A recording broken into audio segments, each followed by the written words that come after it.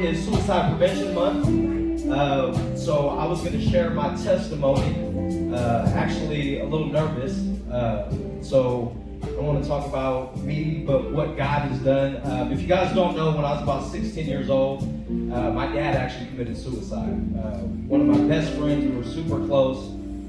He told me that he was going to do it, and 2 weeks later, he passed away. And I think just at the age that I was, and my personality and who I am, I can be, very emotional and lots of times react and handle stuff with my emotions. So what God did for me, I think knowing that, He really put a violent spirit in my heart when it came to suicide. Because I honestly think, like I said, because of my personality and things, that I was more susceptible to that with what my dad had just gone through. So it didn't matter how bad things got or what happened or the mistakes that I made. God put a violent spirit in my heart that just said, that's not what we do. We're talking about kingdom culture, and in our culture, that's not what we do. Lots of people say, talk to somebody, do that, and I think that's great. You should express.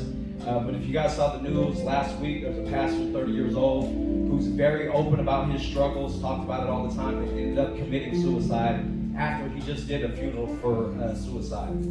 So I think it's very important that we, in our culture, that we grasp that and we guard our hearts.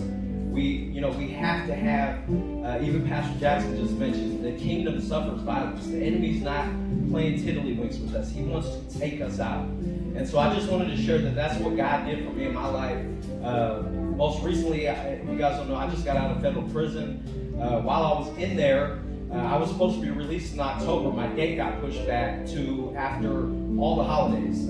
Thanksgiving, Christmas, everything. And I went through a deep depression. I remember walking up on the tier and looking like, because I think with suicide, you get this thought in your mind that things aren't going to change. You get so hyper-focused on the circumstances and what's going on when God has a much bigger picture. So being able to just stand, and like the word says, stand and just see what God's going to do. Don't take action when there's a temporary problem taking place. Amen? So I just want to share that God is awesome. God has kept me through my own craziness, through my own depression. I know what He's done for you. And I just want to encourage you guys, if that's something that you deal with or struggle with, talk to somebody.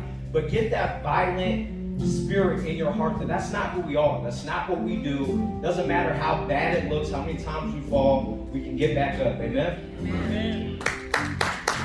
Thank you, sir.